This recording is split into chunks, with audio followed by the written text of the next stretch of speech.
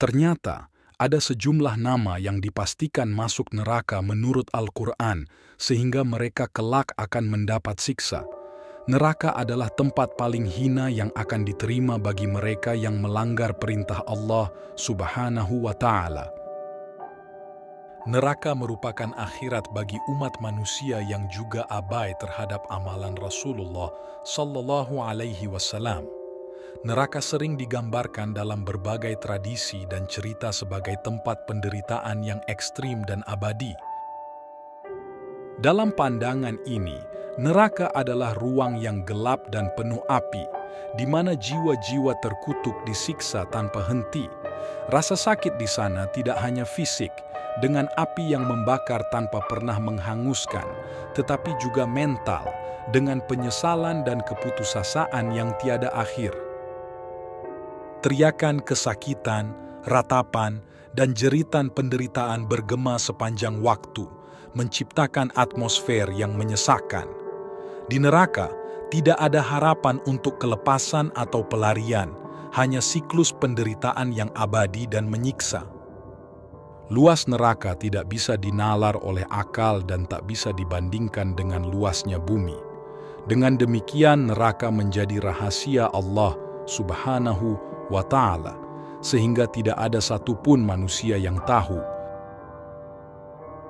Tahukah kalian, ternyata ada nama yang dipastikan masuk neraka menurut Al-Quran.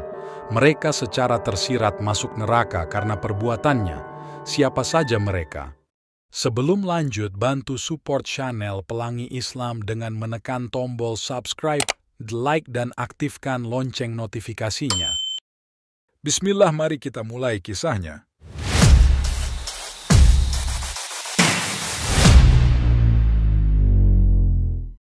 Assalamualaikum warahmatullahi wabarakatuh. Kali ini kita akan membahas 11 orang yang namanya tercatat dalam Al-Quran sebagai ahli neraka. Siapa sajakah mereka? Ini dia penjelasan lengkap beserta dalilnya. Simak sampai akhir agar tidak ada yang salah faham. 1. Fir'aun, penguasa Mesir kuno. Fir'aun adalah seorang raja Mesir yang dikenal dalam kisah-kisah agama sebagai penguasa yang sangat zalim dan kejam. Dalam Al-Quran, Fir'aun disebut sebagai sosok yang menentang keras ajaran para nabi, khususnya Nabi Musa alaihi salam. Fir'aun dikenal juga sebagai seorang raja yang menyatakan dirinya sebagai Tuhan dan memaksa rakyatnya untuk menyembahnya. Ketika Nabi Musa diutus oleh Allah untuk membebaskan Bani Israel dari perbudakan di Mesir, Fir'aun menentangnya dengan keras. Dia menolak untuk percaya kepada Allah dan menolak ajaran yang dibawa oleh Nabi Musa meskipun telah diperlihatkan berbagai mukjizat. Fir'aun dikenal dengan kekejamannya. Salah satunya adalah perintahnya untuk membunuh semua bayi laki-laki Bani Israel. Karena dia takut akan adanya seorang pemimpin dari kalangan mereka yang akan menggulingkannya. Seperti yang dijelaskan dalam surat Al-Baqarah yang berbunyi, artinya, "Dan ingatlah ketika kami selamatkan kamu dari Fir'aun dan pengikut-pengikut Fir'aun, mereka menimpakan kepadamu azab yang sangat jahat. Mereka menyembelih anak-anak lelakimu dan membiarkan hidup anak-anak perempuanmu. Dan pada yang demikian itu ada cobaan yang besar dari Tuhanmu." Quran Surat Al-Baqarah ayat 49. Fir'aun dengan keras menolak ajakan Nabi Musa untuk menyembah Allah. Dia menuduh Musa sebagai seorang tukang sihir dan mencoba mengalahkan mukjizat Musa dengan bantuan para penyihirnya. Akhirnya, Allah menghukum Fir'aun dan tentaranya dengan menenggelamkan mereka di Laut Merah ketika mereka mengejar Nabi Musa. Fir'aun mencoba bertaubat saat dia tenggelam, tetapi taubatnya tidak diterima karena dia hanya bertaubat saat dia melihat azab. Karena kekejamannya dan penolakannya terhadap ajaran Allah, Fir'aun diabadikan sebagai salah satu ahli neraka. Dikutip dalam Al-Quran berbunyi, "Kepada mereka dinampakkan neraka pada pagi dan petang, Dan pada hari terjadinya kiamat, dikatakan kepada malaikat, masukkanlah Fir'aun dan kaumnya ke dalam azab yang sangat keras. Quran Surat Ghafir ayat 40.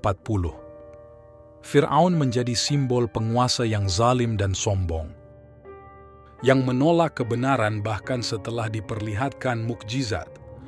Kisahnya dalam Al-Quran menjadi pelajaran tentang konsekuensi dari kezaliman dan kesombongan terhadap Allah. Maka jangan sekali-kali kita menentang Allah. 2. Haman. Haman adalah tokoh yang disebutkan dalam Al-Quran sebagai menteri Fir'aun yang berperan dalam menindas Bani Israel.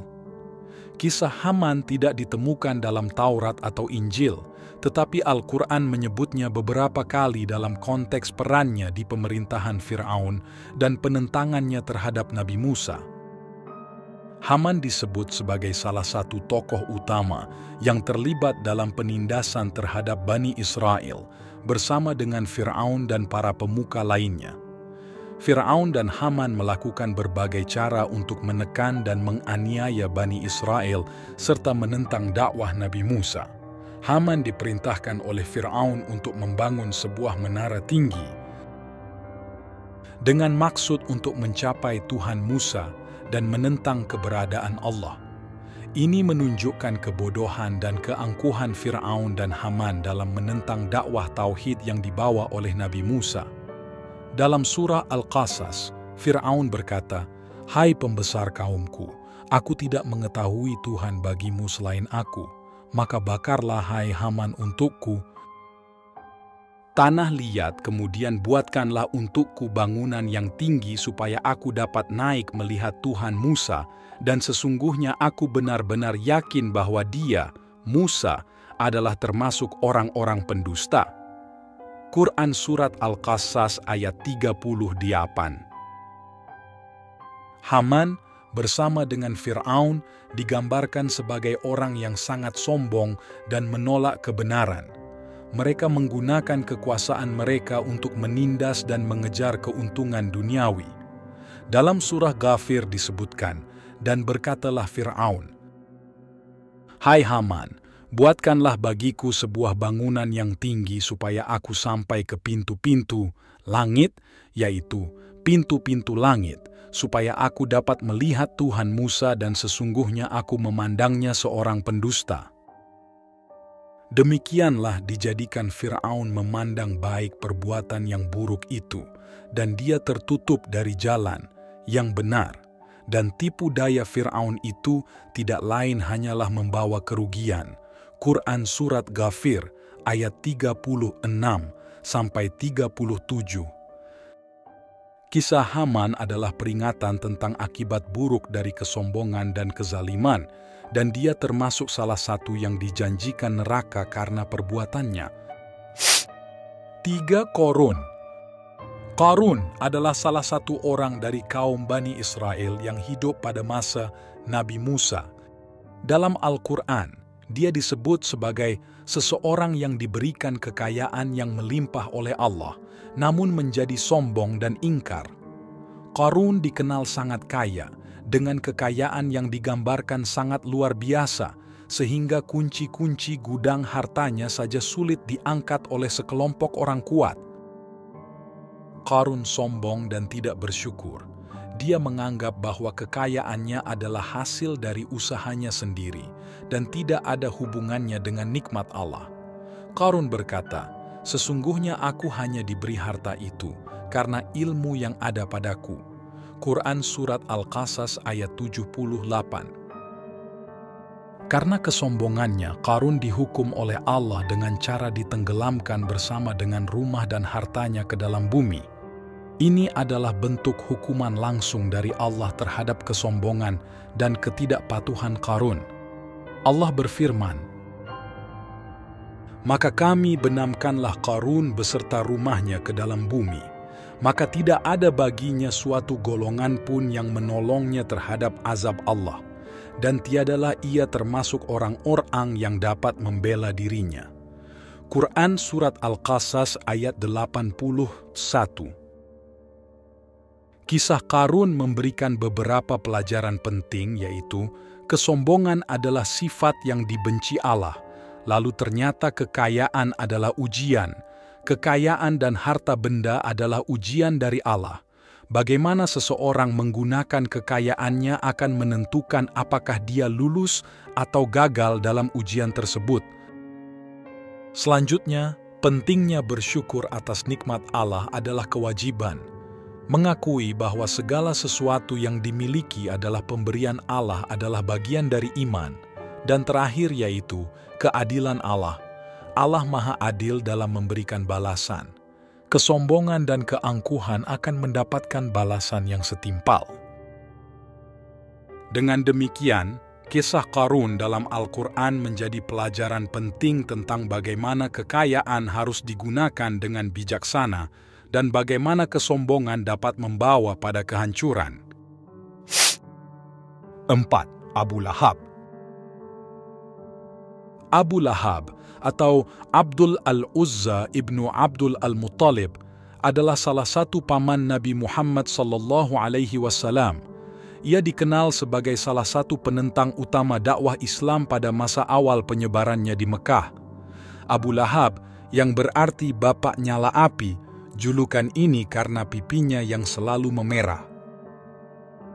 Dikenal karena permusuhan dan kebenciannya yang mendalam terhadap Nabi Muhammad SAW dan ajaran Islam, Abu Lahab dan istrinya, Ummu Jamil, menyakiti Nabi Muhammad SAW dan para pengikutnya. Abu Lahab sering melemparkan hinaan dan ejekan, serta menghasut orang lain untuk melawan Nabi. Istrinya, Ummu Jamil, juga turut serta dengan menebar duri di jalan yang biasa dilewati Nabi Muhammad, dan tak sungkan melempari Nabi dengan batu hingga berani meludahi Nabi Muhammad. Kekejaman Abu Lahab dipandang sebagai salah satu kekejaman yang paling keji yang pernah diterima oleh Nabi Muhammad. Dan begitu pula istrinya, pembawa kayu bakar kepada api. Di lehernya ada tali dari sabut yang dipintalkan. Quran Surat Al-Lahab ayat 1-5. Dan Allah melaknat Abu Lahab, yaitu ketika dia meninggal mayatnya mengeluarkan bau busuk, hingga tidak ada seorang pun yang menguburkannya. Pada akhirnya, jenazahnya hanya ditutupi oleh batu-batu besar. Na'udzubillahi min zalik. 5. Abu Jahal. Abu Jahal, yang nama aslinya adalah Amr ibnu Hisham, adalah salah satu tokoh Quraisy yang paling keras menentang Nabi Muhammad dan ajaran Islam pada masa awal penyebarannya di Mekah. Nama Abu Jahal berarti bapak kebodohan. Sebuah julukan yang diberikan oleh kaum muslim karena penolakannya yang keras terhadap kebenaran. Berikut adalah beberapa alasan mengapa Abu Jahal dianggap sebagai ahli neraka dalam Islam. Abu Jahal dikenal karena permusuhannya yang sangat keras terhadap Nabi Muhammad dan para pengikutnya. Dia sering mengolok-olok Nabi Muhammad dan menghalangi dakwah Islam dengan segala cara. Salah satu insiden terkenal adalah ketika Abu Jahal meletakkan isi perut unta di punggung Nabi Muhammad saat beliau sedang bersujud di Ka'bah. Sebuah tindakan penghinaan yang sangat besar. Abu Jahal juga terlibat dalam penyiksaan terhadap kaum muslimin awal, terutama mereka yang tidak memiliki perlindungan suku atau keluarga yang kuat. Salah satu korbannya adalah Sumayyah binti Khayyat, seorang wanita muslim pertama yang mati syahid setelah disiksa hingga meninggal. Penyiksaan itu diperbuat langsung oleh Abu Jahal. Abu Jahal menolak keras ajaran Islam meskipun telah melihat bukti-bukti kebenarannya. Ia berusaha dengan segala cara untuk menghentikan penyebaran Islam, termasuk melalui intimidasi, kekerasan, dan propaganda. Kebenciannya terhadap Islam bukan karena kurangnya bukti, tetapi karena kesombongannya dan keinginannya untuk mempertahankan status quo di Mekah. artinya mengacu pada upaya untuk menjaga keadaan atau kondisi yang sudah ada di Mekah tanpa ada perubahan signifikan. Dalam konteks ini, status quo dapat merujuk pada aspek-aspek sosial, politik, ekonomi, atau keagamaan di kota tersebut. Biasanya, mempertahankan status quo berarti mencegah perubahan atau gangguan yang bisa mengubah tatanan yang sudah ada. Lalu Abu Jahal berusaha keras menghalangi penyebaran Islam. Dia dan para pemimpin Quraisy lainnya membuat berbagai rencana untuk menghentikan dakwah Nabi Muhammad, termasuk memboikot keluarga Bani Hashim yang mendukung Nabi, yang menyebabkan kesulitan ekonomi dan sosial bagi mereka. Suatu ketika Abu Jahal memainkan peran penting dalam pertempuran Badar, pertempuran besar pertama antara kaum muslimin dan Quraisy. Dia menjadi pemimpin pasukan Quraisy dan bertekad untuk menghancurkan umat Islam. Namun, dalam pertempuran ini, pasukan Quraisy mengalami kekalahan besar dan Abu Jahal terbunuh oleh dua pemuda Muslim, yaitu Mu'adz bin Amr dan Mu'awidh bin Afra. Abu Jahal mati dalam pertempuran Badar sebagai musuh yang gigih dari Islam dan tidak pernah menerima ajaran Nabi Muhammad. Dalam pandangan Islam, mati dalam keadaan kufur atsu, menolak keimanan, dan memusuhi Allah dan Rasul-Nya tanpa pernah bertaubat. Terdapat ayat-ayat yang menggambarkan sikap orang-orang seperti Abu Jahal dan ancaman bagi mereka. Ini berdasarkan ajaran Al-Quran dan hadis yang menggarisbawahi konsekuensi bagi mereka yang menolak dan memusuhi pesan Islam hingga akhir hayat mereka. 6. Umayyah bin Khalaf. Umayyah bin Khalaf dikenal karena kekejamannya terhadap kaum muslimin, terutama para budak dan mereka yang tidak memiliki perlindungan suku yang kuat. Salah satu insiden paling terkenal adalah penyiksaan terhadap Bilal bin Rabah, seorang budak yang memeluk Islam. Umayyah menyiksa Bilal dengan sangat kejam, termasuk dengan menindih tubuh Bilal dengan batu besar di tengah padang pasir yang panas, dengan harapan Bilal akan meninggalkan Islam. Namun, Bilal tetap teguh dengan imannya dan terus meneriakkan, "Ahad, Ahad, Allah adalah satu." Seperti banyak pemimpin Quraisy lainnya, Umayyah bin Khalaf adalah penentang keras Nabi Muhammad. Dia tidak hanya menolak ajaran Islam tetapi juga berusaha menghentikan penyebarannya melalui berbagai cara, termasuk intimidasi dan kekerasan terhadap para pengikut Nabi. Umayyah bin Khalaf tewas dalam pertempuran Badar, pertempuran besar pertama antara kaum muslimin dan Quraisy. Saat itu, dia tertangkap oleh kaum muslimin dan akhirnya dibunuh oleh Bilal bin Rabah sebagai pembalasan atas siksaan yang telah dia alami. Kematian Umayyah bin Khalaf dalam pertempuran ini dilihat sebagai kemenangan besar bagi kaum muslimin dan sebagai tanda kehancuran bagi musuh-musuh Islam. Meskipun nama Umayyah bin Khalaf tidak disebutkan secara langsung dalam Al-Quran, banyak hadits yang menyebutkan namanya sebagai salah satu musuh besar Islam. Salah satu hadits yang diriwayatkan oleh Abdullah bin Mas'ud menggambarkan bagaimana Bilal bin Rabah membunuh Umayyah bin Khalaf di pertempuran Badar.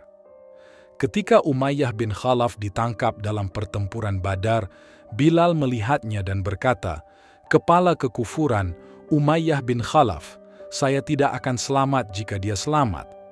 Kemudian Bilal dan beberapa kaum muslimin lainnya membunuh Umayyah bin Khalaf. Hadis riwayat Abdullah. Umayyah bin Khalaf menjadi ahli neraka karena perbuatannya yang sangat kejam, terutama penyiksaan terhadap para budak yang memeluk Islam dan penentangannya yang keras terhadap Nabi Muhammad dan ajaran Islam. Tindakannya yang kejam dan tidak berperi kemanusiaan menjadikannya salah satu simbol dari kejahatan dan kebencian terhadap Islam. dan namanya terus dikenang dalam sejarah Islam sebagai contoh dari seseorang yang memilih jalan keburukan meskipun telah diberikan banyak kesempatan untuk bertobat. 7. Ubay bin Khalaf. Ubay bin Khalaf adalah salah satu dari mereka yang sangat keras dalam menentang dakwah Islam yang dibawa oleh Nabi Muhammad. Dia sering mengolok-olok Nabi dan berusaha menghalangi penyebaran ajaran Islam. Ubay bin Khalaf adalah salah satu dari sedikit orang Mekah yang secara terang-terangan mengancam akan membunuh Nabi Muhammad. Ubay bin Khalaf terkenal karena ancamannya untuk membunuh Nabi Muhammad. Ia pernah berkata, "Saya memiliki kuda yang saya rawat dengan baik dan memberi makan setiap hari. Suatu hari, saya akan membunuh Muhammad dengan menunggangi kuda itu." Ancaman ini menunjukkan kebenciannya yang mendalam terhadap Nabi Muhammad dan ajaran Islam. Dalam pertempuran Uhud, Ubay bin Khalaf berusaha mewujudkan ancamannya. Dia mencari Nabi Muhammad di medan perang dengan tujuan untuk membunuhnya. Namun Nabi Muhammad berhasil melukai Ubay bin Khalaf dengan tombaknya. Luka tersebut akhirnya menyebabkan kematian Ubay bin Khalaf. Dikatakan bahwa setelah terluka, Ubay bin Khalaf sangat ketakutan dan menyadari bahwa luka tersebut akan menyebabkan kematiannya, meskipun lukanya sebenarnya tidak terlalu parah, namun Allah mencabut nyawanya saat itu juga. Ubay bin Khalaf menjadi ahli neraka karena perbuatannya yang sangat kejam, ancamannya terhadap Nabi Muhammad, dan penentangannya yang keras terhadap ajaran Islam. Tindakannya yang penuh kebencian dan ancamannya untuk membunuh Nabi menunjukkan permusuhan yang mendalam terhadap Islam. Nama Ubay bin Khalaf dikenang dalam sejarah Islam sebagai contoh dari seseorang yang memilih jalan keburukan dan berakhir dengan hukuman yang setimpal. 8. Walid bin Mughirah. Walid bin Mughirah adalah salah satu pemimpin dan orang kaya di Mekah. Dia dikenal karena kecerdasannya, kefasihannya dalam berbicara, dan pengaruhnya di kalangan Quraisy. Namun, ia adalah salah satu musuh terbesar Nabi Muhammad dan Islam. Walid sering mengejek dan menolak ajaran Islam, meskipun ia mengetahui kebenarannya. Walid bin Mughirah memainkan peran besar dalam upaya menghalangi dakwah Nabi Muhammad. Dia mengusulkan berbagai cara untuk menghentikan penyebaran Islam dan sering berdiskusi dengan pemimpin Quraisy lainnya tentang bagaimana caranya memfitnah dan menghancurkan Islam. Salah satu perbuatan Walid yang paling terkenal adalah ketika ia mengejek Al-Quran. Dia mendengar sebagian dari Al-Quran dan mengakui dalam hatinya bahwa itu adalah kata-kata yang indah dan tidak dapat disamakan dengan apapun. Namun, karena kesombongan dan kebenciannya terhadap Nabi Muhammad, ia kemudian mengubah pendiriannya dan menyatakan bahwa Al-Quran adalah sihir yang dipelajari dari orang-orang terdahulu. Terdapat beberapa ayat dalam Al-Quran yang diyakini merujuk kepada Walid bin Mughirah dan mengutuk tindakannya, yaitu dalam surah Al-Muddathir, ayat 11-26, yang artinya, "Biarkan aku bertindak terhadap orang yang aku telah menciptakannya sendiri, dan aku jadikan baginya harta benda yang banyak, dan anak-anak yang selalu bersama dia, dan aku lapangkan baginya rezeki dan kekuasaan, selapang-lapangnya. Kemudian dia ingin sekali supaya aku menambahnya. Sekali-kali tidak akan aku tambah. Karena sesungguhnya dia menentang ayat-ayat kami, Al-Quran. Aku akan membebaninya dengan pendakian yang memayahkan. Sesungguhnya dia telah memikirkan dan menetapkan apa yang ditetapkannya. Maka celakalah dia. Bagaimana dia menetapkan? Kemudian celakalah dia. Bagaimana dia menetapkan? Kemudian dia memikirkan. Sesudah itu dia bermuka masam dan merengut. Kemudian dia berpaling dari kebenaran dan menyombongkan diri.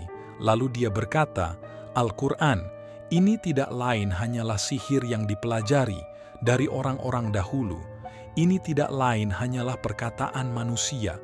Itulah firman Allah dalam Quran Surat Al-Muddathir ayat 11-26. Walid bin Mughirah, meskipun mengetahui kebenaran ajaran Islam, tetap memilih untuk menyombongkan diri dan menentang Nabi Muhammad. Kesombongannya dan keengganannya untuk menerima kebenaran membuatnya dikutuk sebagai penghuni neraka. Walid menjadi ahli neraka karena perbuatannya yang sangat kejam dalam menolak dan mengejek ajaran Islam, serta perannya dalam menghalangi dakwah Nabi Muhammad. Tindakannya yang penuh kesombongan dan kejahatan membuatnya menjadi contoh dari seseorang yang memilih jalan keburukan dan berakhir dengan hukuman yang setimpal. 9. As bin Wa'il. As bin Wa'il adalah seorang pemimpin yang sangat berpengaruh di kalangan Quraisy dan merupakan salah satu penentang terbesar Nabi Muhammad dan ajaran Islam. Dia dikenal karena sikapnya yang sombong dan kekejamannya terhadap kaum muslimin. As bin Wa'il sering mengejek Nabi Muhammad dan berusaha menghalangi penyebaran ajaran Islam. Salah satu tindakan yang paling terkenal dari As bin Wa'il adalah ketika ia mengejek Nabi Muhammad dengan sebutan abtar, yang berarti terputus atau tidak memiliki keturunan. Ini terjadi setelah wafatnya putra Nabi Muhammad, Qasim. As bin Wa'il menganggap bahwa karena Nabi Muhammad tidak memiliki anak laki-laki yang akan meneruskan keturunannya, maka dia adalah seorang yang terputus dan tidak memiliki penerus. Tindakan As bin Wa'il ini menyebabkan turunnya surah Al-Kautsar yang mengutuk perkataannya dan memberikan janji kepada Nabi Muhammad tentang pemberian yang besar dari Allah. Dalam surat ini Allah berfirman yang artinya, "Sesungguhnya kami telah memberikan kepadamu nikmat yang banyak, maka dirikanlah salat karena Tuhanmu dan berkurbanlah. Sesungguhnya orang-orang yang membenci kamu dialah yang terputus." Quran Surat Al-Kautsar ayat 1-3. Ayat ini menegaskan bahwa orang yang membenci dan mengejek Nabi Muhammad, seperti As bin Wa'il, adalah mereka yang sebenarnya terputus dan tidak akan memiliki penerus dalam pandangan Allah. Nama As bin Wa'il dikenal sebagai salah satu musuh besar Islam yang tindakannya menyebabkan turunnya wahyu yang mengutuk sikap dan perbuatannya. 10. Qabil. Qabil menjadi contoh pertama dari pembunuhan manusia dan tindakan kejahatan yang membawa konsekuensi berat. Qabil dan Habil adalah putra dari Nabi Adam dan Hawa. Mereka diperintahkan oleh Allah untuk mempersembahkan kurban. Kurban Habil diterima oleh Allah karena dia mempersembahkannya dengan ikhlas, sementara kurban Qabil ditolak karena tidak dilakukannya dengan niat yang benar. Karena kurbannya ditolak, Qabil merasa sangat cemburu dan marah terhadap Habil. Kecemburuan ini memuncak hingga akhirnya Qabil membunuh Habil, menjadikannya pembunuhan pertama dalam sejarah manusia. Allah kemudian menegur Qabil atas tindakannya dan menunjukkan kepadanya betapa besar dosa yang telah dia lakukan. Dalam surah Al-Ma'idah Allah berfirman, yang artinya, "Ceritakanlah kepada mereka kisah kedua putra Adam, Habil dan Qabil, menurut yang sebenarnya.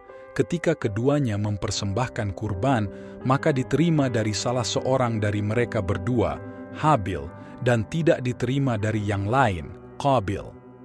Ia berkata, 'Qabil, aku pasti membunuhmu.'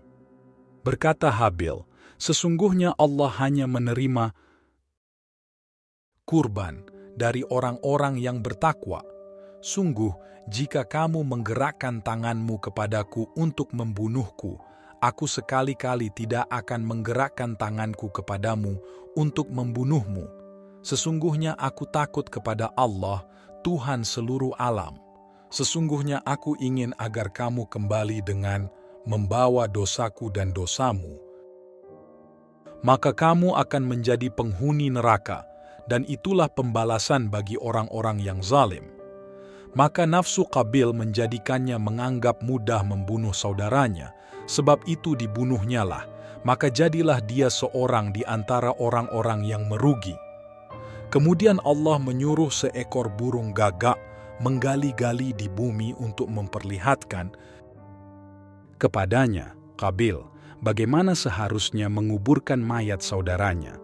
Berkata Qabil, "Aduhai celaka aku, mengapa aku tidak mampu berbuat seperti burung gagak ini, lalu aku bisa menguburkan mayat saudaraku ini?" Maka jadilah dia seorang di antara orang-orang yang menyesal. Quran Surat Al-Maidah, ayat 27-31. Qabil menjadi ahli neraka karena perbuatannya yang sangat kejam dalam membunuh saudaranya, Habil. Pembunuhan ini bukan hanya tindakan dosa besar pertama dalam sejarah manusia, tetapi juga contoh dari betapa jauh seseorang dapat tersesat karena kecemburuan, kemarahan, dan nafsu buruk. Nauzubillah summa nauzubillahi min zalik. 11. Raja Namrud. Raja Namrud adalah seorang penguasa Babilonia yang sangat berkuasa dan kaya. Menurut beberapa tafsir, ia adalah orang yang memulai pembangunan Menara Babel. Dalam Islam, Namrud dikenal sebagai penguasa yang sangat sombong, zalim, dan menentang ajaran para nabi. Namrud sangat sombong dan menganggap dirinya sebagai dewa yang harus disembah oleh rakyatnya. Kesombongan ini merupakan dosa besar karena menolak dan menentang keesaan Allah. Namrud memaksa rakyatnya untuk menyembahnya dan menolak segala bentuk peribadatan kepada Allah. Namrud dengan sombongnya mengklaim bahwa ia memiliki kekuatan untuk menghidupkan dan mematikan. Dalam kisah ini, Ibrahim menunjukkan kekuasaan Allah dengan cara yang lebih hebat dan meyakinkan, yaitu pada saat Nabi Ibrahim dibakar hidup-hidup, api yang membakar tersebut menjadi dingin, dan Nabi Ibrahim selamat dari kejadian itu. Dalam surah Al-Baqarah Allah berfirman, "Apakah kamu tidak memperhatikan orang yang mendebat Ibrahim tentang Tuhannya, Allah, karena Allah telah memberikan kepadanya, orang itu, pemerintahan, kekuasaan?"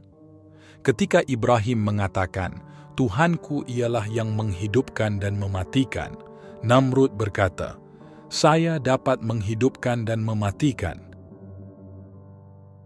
Ibrahim berkata, "Sesungguhnya Allah menerbitkan matahari dari timur, maka terbitkanlah dia dari barat." Lalu heran terdiamlah orang kafir itu, dan Allah tidak memberi petunjuk kepada orang-orang yang zalim. Quran Surat Al-Baqarah ayat 258. Menurut beberapa riwayat, Raja Namrud akhirnya dihukum oleh Allah. Salah satu kisah yang terkenal adalah tentang bagaimana Namrud mati karena gigitan nyamuk yang sangat kecil. Meskipun ia memiliki kekuatan dan kekuasaan yang besar, ia tidak mampu melawan ciptaan Allah yang sangat kecil ini. Kisah ini menunjukkan bahwa kesombongan manusia tidak ada artinya di hadapan kekuasaan Allah yang maha besar, yang akhirnya Allah menjadikan Namrud sebagai penghuni neraka yang abadi. Sampailah kita di akhir video. Terima kasih telah menonton video ini tentang 11 orang yang disebut sebagai ahli neraka dalam sejarah Islam. Kisah-kisah mereka memberikan kita pelajaran berharga tentang betapa pentingnya berpegang teguh pada kebenaran, menjauhi kesombongan, dan selalu berbuat kebaikan. Pengingat penting bagi kita semua adalah untuk selalu rendah hati, mencari kebenaran, berbuat adil, dan memperlakukan sesama manusia dengan baik. Mari kita hindari sifat-sifat buruk yang telah membawa kehancuran kepada 11 orang yang kita bahas, dan berusaha untuk menjadi pribadi yang lebih baik setiap hari. Jangan lupa untuk like, share, dan subscribe untuk mendapatkan konten menarik lainnya. Tinggalkan komentar di bawah jika Anda memiliki pandangan atau pertanyaan tentang topik ini. Terima kasih telah menonton dan sampai jumpa di video berikutnya. Wassalamualaikum warahmatullahi wabarakatuh.